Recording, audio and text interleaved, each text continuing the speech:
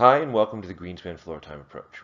My name is Jake Greenspan, and I'm the director of the Floortime Center in Bethesda, Maryland, as well as the son of Dr. Stanley Greenspan.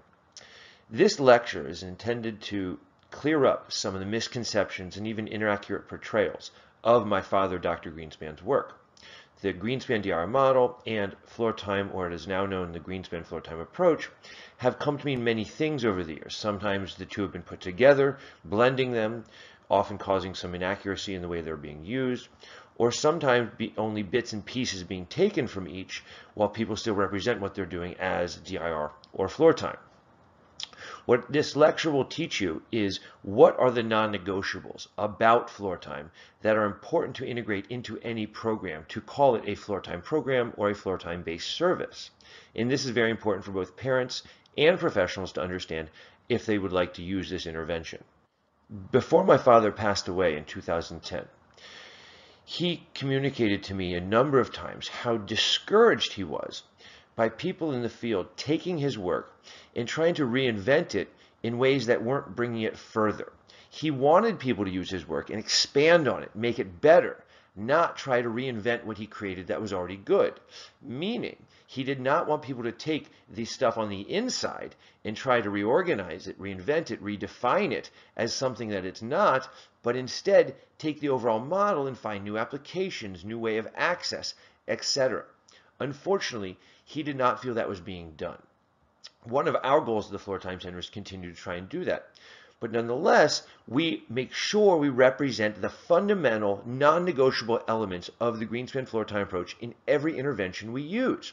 This is very important because my father published an outcome study many years ago that showed about 60% of the children out of 200 that he evaluated were able to achieve above and beyond what normal expectations were for them in their diagnosis.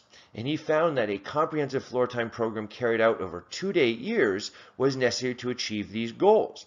You can read that outcome study at the appendix of Engaging Autism, as well as at the Greenspan Floortime Approach website, stanleygreenspan.com. But what's important to know about this is that these outcomes are still attainable. Unfortunately, they're not always being achieved with many children receiving Floortime. And this is a problem, not just for Floortime as in its efficacy, but most importantly for the families and the children who are trying to access this approach and get the results that they've effectively been promised. Many children can do better than they're doing. And part of it is the program that is being implemented and the strategies that are being used and how they're being used and how they're being all integrated collectively. So this lecture will hopefully show those individuals, professionals and parents who would like a Greenspan program or a Greenspan DIR program or a Greenspan Floortime program, whatever you want to call it, what the non-negotiable elements that will encourage the level of success and growth that Dr. Greenspan was able to achieve with his families.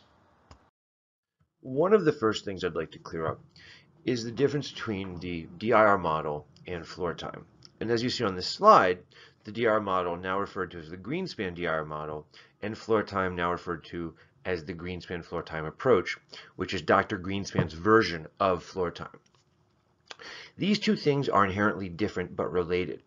The Greenspan Floortime Approach, as you can see, is an intervention for all children. It is not an autism-specific intervention, and it can help various children with mental health challenges, social difficulties, behavioral challenges, as well as those developmental delays, including autism.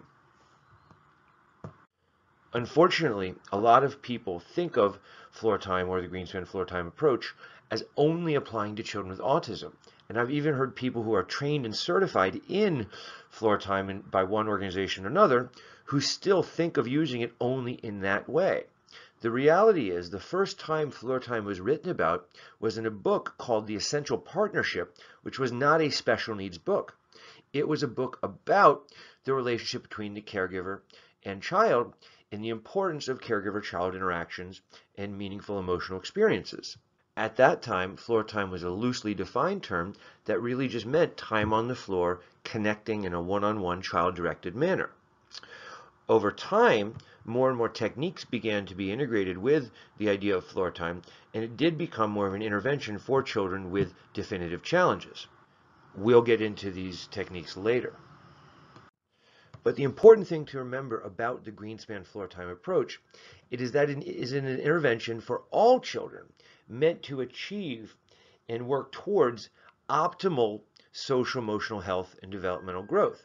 This means that a child with anxiety, a child with social difficulties, a child with autism, or other related challenges all can benefit from floor time being applied differently, but with the same universal goal set of achieving a high level of social emotional development. The DIR model, or the Greenspan DIR model, is a way to set goals and understand a child's individual developmental profile. Most people use DIR and floor time synonymously, but you do not do DIR. You do floor time. You utilize the DIR model to evaluate a child. This is important because in related fields like occupational therapy, speech and language pathology, mental health, and education, people are often using references to the DIR model or the Greenspan DIR model, but not doing anything about using the techniques of floor time. And unfortunately, that is not what the intention here was. While certainly other techniques can be used to stimulate growth in accordance with Dr. Greenspan's developmental milestones, which are the foundation of his DIR model, floor time is still a necessary part of every program. Dr. Greenspan infamously laid into a very well-known occupational therapist and DIR practitioner from the Northwest when she presented a case and talked about all the different recommendations she had made for the family, but left out any reference to floor time. He let her know that it wasn't simply sensory integration or identifying milestones of social emotional development that were going to actually help this child grow and achieve their optimal development, but it was that people need to be getting on the floor with that child, meeting them at their level, challenging them to move up the developmental milestones within a nurturing, positive relationship that should ideally be done by a parent. That is floor time. It is not the DIR model. Another often misunderstood component of the Greenspan floor time approach that Dr. Greenspan felt very disappointed by how few people truly understood is that it is a thinking-based approach. And it's this principle that makes it able to be integrated into almost any curriculum. But it does take work in shifting some of our standards of practice. When Dr. Greenspan defined thinking, he identified it as the process by which the child is able to come up with their own idea, word, or solution or response instead of using the idea or word or direction provided by the adult. So when children think and develop the thinking process, not just learn the outcome, a stronger internal process develops and generalization can occur. We can all think from our own personal lives that when we've had to figure things out, sometimes even with support, we understand the process of thinking through the situation much more effectively than when someone simply tells us what to do or tells us what to say. Certainly that is one way to get a result, but it doesn't lead to long-term success. Unfortunately, most educational programs and traditional therapies are still very adult-led, meaning that they are teaching children specific responses, answers to certain questions or situations, or even creating problem-solving scenarios, but telling the child what the most effective and appropriate way to solve it is. Whether we're looking at social stories or social thinking curriculums, where we're trying to teach children scenarios and how to respond and what to say and do in them, or whether it's traditional educational, speech, or occupational therapy programs where we're trying to get the child to perform a specific activity or task. As well as the most profound example of a more adult-led program, ABA. All of these modalities or methods of teaching a child are ineffective for long-term generalization of a concept. Yes, you can teach skills this way, but communication, socialization, problem solving they're not skills. They are concepts and capacities that are much broader than a single skill or a single way of doing something. As a result, it's more important that we help the child learn to think and truly instill a thinking-based process inside of them that allows them to generalize and come up with their own solutions and variety of solutions and ideas, depending on the scenario they're confronted with, versus teaching them one specific way of doing it. So something like tying our shoes, all we need is one way to do it, hopefully. However, interacting, communicating, existing in a somewhat chaotic and disorganized world that requires high levels of adaptability, these are not things that we can just be taught to do step by step, or someone can just tell us what the solution that's going to work every time. And if we don't have the ability to think for ourselves, we will never be fully independent. And as a result of many of these programs and interventions not focusing on thinking as the core tenet of what they're trying to achieve, many children never develop true independence. After I spent years teaching at a school that specialized in learning challenges, and I taught middle school math, I saw that even children who weren't being taught to the test, we weren't giving them the specific answer. However, we were still giving them the exact way to write the problem, to structure the equation, how to count on their fingers or use a calculator, basically how to avoid thinking. So what ended up happening is, as I was a teacher, we saw that so many children could answer a basic question written in a traditional way that they were familiar with on a test. 3 minus 2 equals 1. If you write it out, they can calculate it. However, when you gave them a word problem, Susie has 3 apples and gives 2 to Tommy, how many does Susie have left? None of the kids in my class could solve that problem because they'd effectively been pushed through the system by being taught to memorize the mechanics of solving a problem, but never conceptualizing math itself. As a result, none of them were really good math students, and none of them had the ability to think with the principles of math, and as a result, higher level math, just like higher level social skills and more intimate relationships for children who are taught that in a social emotional capacity, would be out of reach. The Greenspan Floortime Approach is also a bottom-up approach, meaning we have to start where the child is developmentally, not chronologically. That means a 5, 6, 7-year-old who's nonverbal, the worst thing we can do is force them to produce language. There are many well-defined developmental patterns that children have to go through in order to achieve higher levels of growth. And in our social-emotional skills, especially those surrounding communication, there is a very well-studied and defined pattern that children have to learn to communicate at a gestural and physical and emotional level first and create interactive patterns prior to developing access to using language to communicate. However, we also understand the urgency. When we have a 5, 6, 7-year-old who's not talking, certainly we want to push them to talk. Unfortunately, just like the old adage, you have to walk before you run, you have to communicate pre-verbally and non-verbally prior to communicating verbally. And before we even learn to communicate non-verbally, we have to have the ability and interest in the people around us, i.e. we have to be able to build and maintain relationships. We have to be able to emotionally engage. I'm not going to go through all of the developmental milestones in Dr. Greenspan's model, but you can see that there is a definitive pattern that we all went through and all children need to go through in order to reach higher levels. Let's use another math analogy.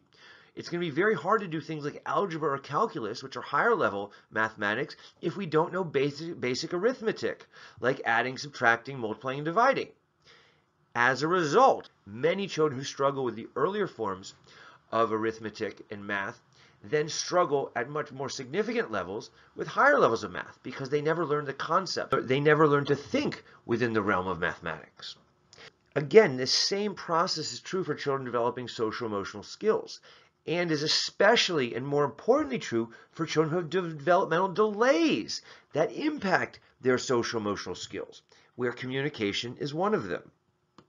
This is often most evident in more traditional speech and language pathology clinics, and there are a few right around our office that say they might even do floor time or receive some training, but the reality is, while they are interested in getting a child to relate to them, they're not actually scaffolding their developmental communication from the ground up. they're still taking 5, 6, 7-year-olds who struggle with maintaining nonverbal communicative patterns and pushing high amounts of language.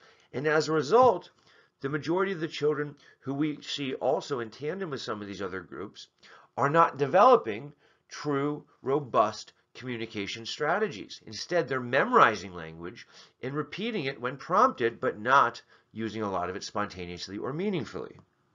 On the other hand, the 3, 4, 5, and 6-year-olds we've worked with who came in nonverbal or just minimally verbal, we were able to get them to points of higher levels of language, sometimes, in certain cases, even age-appropriate language, by working from the ground up, by habilitating their ability to communicate gesturally and non-verbally, and elongating these rich interactive patterns with the therapist and adults and even with peers. And then what we see is that naturally language starts developing, or at the right point, we can start challenging more for the acquisition and use of language. But it has to be at the right point in their development. It can't just be because they are a certain age. The Greenspan Floortime Approach is also about fully integrated experiences. But what does that mean? That means in order to help a child access as many parts of their brain at one time while experiencing the world around them and responding to the world around them, it's important that we practice within the same types of experiences. This doesn't mean throwing kids into chaotic, busy social environments. But what it does mean is understanding how stimulating a child's auditory, visual, motor, and social emotional systems, as well as others, are necessary to truly activate and get the whole brain working together at one time. Unfortunately, most therapies, whether it be occupational therapy or speech and language pathology or mental health, tend to focus on one area or only a few areas at a given time. For example, traditional speech and language pathology may only target the auditory and visual systems while sitting at a desk looking at flashcards and responding to prompts or directions from the adult. While that's great at helping a child produce sounds or language or learn to identify different flashcards, it's not actually how most of us learn to communicate or even maintain communication at later stages in life. When we're children, we're typically moving and interacting and experiencing an emotional world while also using our visual, auditory, motor, tactile, gustatory, olfactory systems all together. And if we're able to do that, then we can see how these systems can work together and we can actually practice using them together. Unfortunately, many children with developmental challenges, especially things like autism, have what are called sensory integration differences and challenges, meaning they don't naturally integrate these areas or use them together. So if children are learning or being taught in very limited environments where they're only stimulating one or a few of these areas, then actually we're not triggering the areas of the brain to work together. And these other areas will learn to work separately, which is not ideal for the long run. As you can see on the slide, researchers have coined the phrase neurons that fire together, wire together. And that means if we're naturally having difficulty integrating information, that the more we practice very specific and limited experiences that might only target one specific processing area, especially not integrating the social emotional parts of our brain, we'll continue to use our brain in a more limited way. However, if we practice and experience the world using all of the areas together, the visual, the auditory, the motor, the gustatory, the olfactory, the social and emotional components, all working together as one system, then we can see that we're not just practicing this, but that we're actually triggering these parts of the brain to work together for future use. And it becomes easier and easier, just like anything else we do practice. So what does this mean practically? Well, it means that speech and language pathologists have to be making sure they're stimulating the child's sensory motor systems while working on language acquisition and production, and making sure that it's done in a socially, emotionally relevant way. Occupational therapists need to make sure they're working on communication and the child expressing themselves, also within a socially, emotionally relevant manner. Mental health professionals need to be working on both communication and sensory motor while addressing the emotional needs of the child. So you can see how a true Greenspan Floortime professional integrates all of these areas, while they may also have specific targets for additional emphasis in their area of expertise. As we talk about these fully integrated experiences and the importance of social emotional health, it needs to be noted that research is supporting all of Dr. Greenspan's theories, especially on the importance of sensory motor stimulation and interaction from caregivers. That is the emotional interaction and the movement and stimulation that caregivers and meaningful relationships provide in an infant's life that encourage and are necessary for the development of the brain. And what am I really describing here? I'm describing caregivers getting on the floor, rolling around and playing with their infant child. We now know that these things are important and necessary components of healthy neurological growth. So that begs the question, why are so few caregivers being told that this is more important than something like learning to do puzzles, blocks, or even watching digital media or using flashcards? Current research supports the idea that reciprocal child-caregiver interactions, where the adult does something and the child does something in response, the child then does something and the adult does something in response, that these back and forth interactive patterns are crucial and necessary for healthy neurological development. And it's through these caregiver-child interactions, which are often viewed as the driving force for moral development, that we see not just neurological development improve, but that we also get healthy emotional development, which are still very related, but oftentimes people separate the two.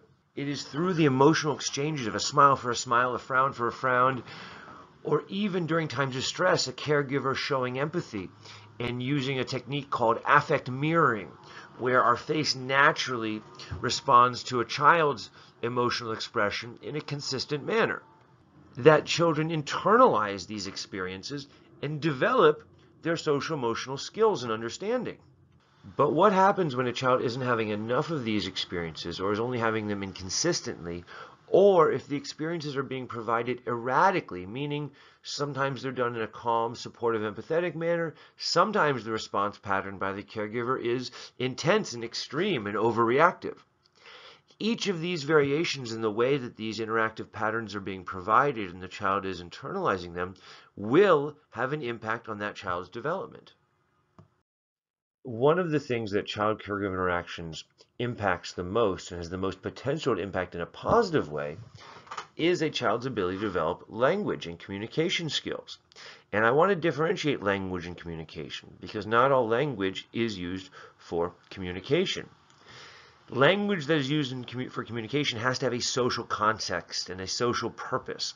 That means labels, things like door, car, ball, are only communication if it means the child is trying to get to the door or get the ball off the shelf or wants to go out of or into the car. If they're simply looking at things and labeling, that is not communication and should not be an encouraged way of developing language.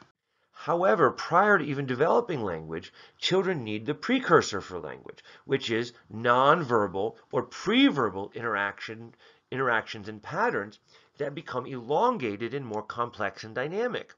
Meaning, a child's ability to nod and smile, point, push, grab, shake, all of these gestures in an interactive pattern with an adult are effectively the beginning of our ability to develop conversational communication. And it's these elongated interactive patterns that coordinate the motor, the auditory, the visual, the communication, the emotional systems all together that allow us to understand larger systems of patterns as well. So you can see by encouraging communication with the motor system, by smiling, nodding, pointing, pushing, grabbing, etc., we're actually not just working on the motor system, but we're working on helping a child move towards verbal communication. And the longer the interactive pattern, the more firm of a foundation we're developing for verbal conversations. Because what are we having? If we have a long interactive gestural pattern of interaction, we're literally having a nonverbal conversation, which becomes the foundation and precursor for a verbal conversation. However, most children we've worked with who struggle with social interaction, verbal communication, etc., they're actually struggling with pre-verbal interactions that are inhibiting their ability to develop language and higher level conversational skills. Remember, we have to walk before we run, and this is the walking or the crawling even. When providing the Greenspan Floortime Approach, most people are familiar with its first technique, following the lead or following the child. And unfortunately, this first technique or step, however you want to view it, is the one that's often most misunderstood. One of the main reasons that Dr. Greenspan identified this as an important component of the Greenspan Floortime Approach is that he knew for children to truly make progress, they have to be actively involved in whatever activity, interaction, or relationship that they're participating in. And actually, there's a fair amount of research that supports the idea that active involvement is necessary for neuroplastic reorganization, meaning changing the way our brain is wired, improving its wiring. As an adult, it's easy to establish active involvement, even if it's something that we are not looking forward to, such as working out. We may believe it's important to us for health purposes or longevity, whatever it might be, and as a result, even something that's non-preferred or recommended to us, we can be more actively involved in. However, for a child, that belief is not there. They don't have a firm belief and grasp as to what's good for them and what's not. They only typically grasp what they enjoy, what's easy, what's hard, what they don't enjoy. So as a result, in order to achieve active involvement, full involvement from a child, we have to make sure it's voluntary involvement. And the only way to do that is to let the child pick the activity. However, it's not that simple. Many children with developmental challenges don't pick an activity, or they pick a maladaptive antisocial activity. Picking an activity that isolates them, playing with cars or trucks or action figures or building Legos. While these may have one benefit from a traditional play standpoint, if they can't be done in a socially interactive pattern and the child is stressed because they want to control the activity, then the activity itself is not the right one for that child. So part of following a child's lead is actually knowing what's going to lead to the greatest interactions. And if a child is picking activities that do not lead and cannot lead to rich emotional interactions, then unfortunately those opportunities should not be available. The solution here is not directing the child to something else, but to making sure that the only things available are the things a child needs, benefits from, and is able to truly connect and interact around. I can't tell you how many floor time sessions I've seen by other providers where they're letting a child play with something that the child is very comfortable with, and the adult is working extremely hard to create some sort of engagement and interaction, but to no avail. The child continues to isolate and play with the toy themselves, and if the adult walked away, the child wouldn't even look up. Well, technically, we're following their lead. We're letting them pick the activity. But it's no different than trying to do floor time around watching TV or sitting on an iPhone. These are not going to be social activities that the child is able to interact around right now. Eventually, even watching a movie together could become a more social experience for you and a child once they reach a certain level of success of communication interaction. However, at the earlier stages, we need to make sure we control the environment to encourage the child to pick activities that are most beneficial to them in the interaction that hopefully ensues. This means we might be providing the child with both emotional and sensory input to regulate them and activate different parts of their brain and central nervous system so that they are more able to fully integrate what they perceive in the world around them. However, a lot of children with more small, detailed toys like cars, figurines, little blocks, or children who are given opportunities to do things that are repetitive and familiar that they typically do on their own for extended periods of time, tend to be more antisocial activities that eventually we'll want to work on. But as we're first establishing a child's ability to engage and interact with us and following their lead, we don't want their lead to be one of these activities. So part of following a child's lead means putting them and making available an environment that is regulating for them, both physically and emotionally. If there's too many kids around, we may not be able to follow their lead very well because they're going to be fragmented and overstimulated. If there's too many toys around, they might move from one activity to the next, and then we're just chasing them around a room. If you're ever watching a Greenspan Floortime session and you see the therapist simply following the child around the room, moving from object to object, activity to activity, then it's important that you understand that that is not the Greenspan Floortime approach. It is a person who misunderstands how to follow a child's lead and create a regulating experience for them.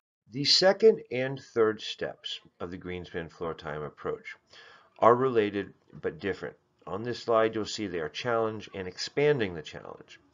And really what this means is that we have to challenge children to move up the developmental ladder, utilizing the goals in the Greenspan DIR model as our ladder, things like engaging, interacting, social problem solving, interacting continuously with longer and longer patterns, creative and symbolic communication, and logical thinking are all the big picture social emotional developmental goals that we are challenging children within. However, we need to be cautious that we avoid challenging children to exhibit specific behaviors or give us specific responses.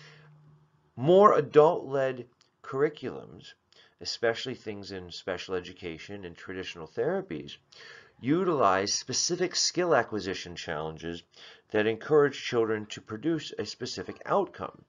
Unfortunately, social emotional skills, social emotional understanding, communication, flexibility, adaptability are not specific skills.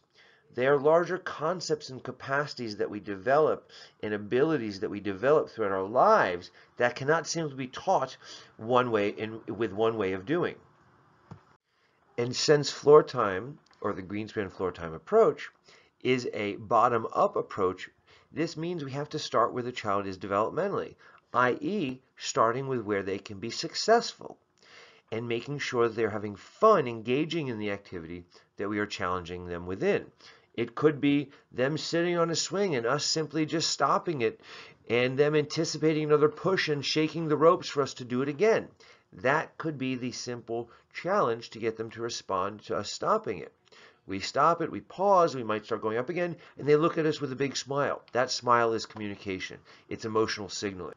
For a more communicative child, that challenge might involve them figuring out that they should say go, again, more, up, fast, swing, push, etc.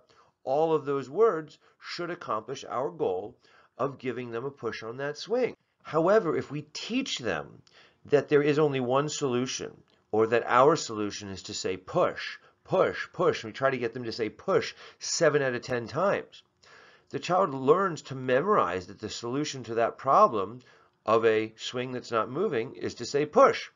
And while that is effective, it is not the only way to solve the problem. It leads to more rigid thought patterns, it leads to memorized solutions, and limitations in how we learn to communicate.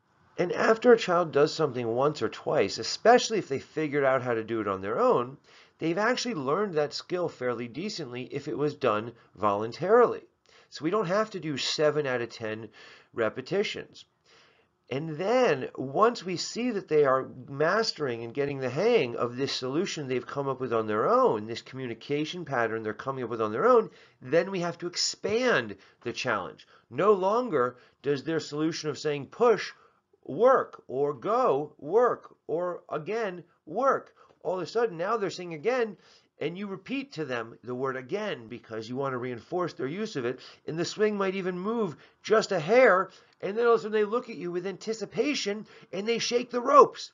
And now we have 2, 3, 4 steps of interaction. And that is the expansion process. It's not, again, about trying to get a specific response from the child or only expanding using language. We have to expand the social pattern, the interactive pattern, the complexity of the solution the child is providing us. That is the goal, not simply to get a longer phrase. Now, if we were to encourage the child to say something like, push swing please, which is a longer, more complex phrase, again, we are effectively giving the child the solution on how to solve the problem of a swing that's not moving. And again, in classrooms, when you tell a child the answer and just get them to repeat the answer, it is called teaching to the test. This is something that every classroom around the world frowns upon because it's an ineffective way of learning anything. Yet, this is still the primary technique that professionals, parents, and educators use to help children learn new skills in the special needs community. So then why is it we're using a definitively ineffective strategy that children who, and I don't like this term, but I'll use it, who are neurotypical are not being given, yet children who have additional needs need more opportunities for new ways of learning, more comprehensive ways of learning, are being given actually less opportunities to do so because they are being given a limited learning curriculum. It is not that they cannot learn, it is that we need to be cautious of how they are learning. Every child we've worked with within the Greenspan Floortime Approach at the Floortime Center has been able to achieve improvements in their overall social, emotional, communicative, and thinking development because our goals are about building positive relationships, creative ideation and problem solving, expanding interactions and thinking versus the traditional adult-led teaching methods that are typically used. So back in the 70s, when Dr. Greenspan came up with his Greenspan DIR model, there was less known about the importance of social emotional health and overall wellness and long-term success compared to what we know now. As you can see on this slide, somewhat recently, in a study by Duke and Penn State, by looking at longitudinal outcomes over 13 to 19 years, researchers found statistically significant associations between measured social emotional skills by the age of 5 in kindergarten and key young adult outcomes across multiple domains of education, employment, criminal activity, substance use, and mental health. This means that the children at age 5 who had better and stronger social emotional skills were able to achieve higher levels of education, obtain better and more lucrative employment, and had lower rates of criminal activity, substance abuse, and mental health issues. That is a very important measurement when we look at the importance of social emotional health, because in schools these days, people are talking about it a lot, but most people are not doing anything about it. It's actually known that some of the traditional methods of teaching social emotional skills in schools are being proven to be ineffective or only marginally effective. Things like classroom discussions and puppet shows and watching videos about sharing and taking turns.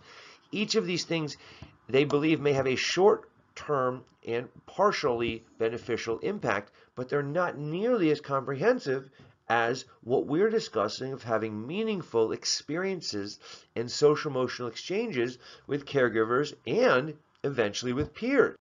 But basically what the research is showing us, that trying to feed children information about social emotional skills and health and telling them what to do in different scenarios is an ineffective way of learning it, when having real meaningful experiences where we have to problem solve and figure things out and work through challenges and conflict is the only way to really create robust social emotional growth. But again, this then begs the question, why are we focusing so little on this type of social emotional growth and intervention while children are spending so much time learning to sit down, raise their hand, and attend to an activity?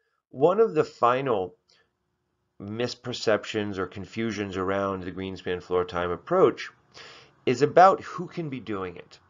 I've heard professionals say that this is something that should only be done by professionals, and as a result they don't work with parents.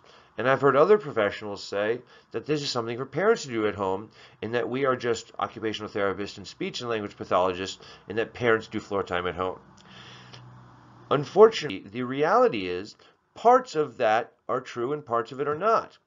Yes, professionals should be doing the Greenspan Floortime Approach, and so should parents. When Dr. Greenspan created the Greenspan Floortime Approach, he developed it initially for parents.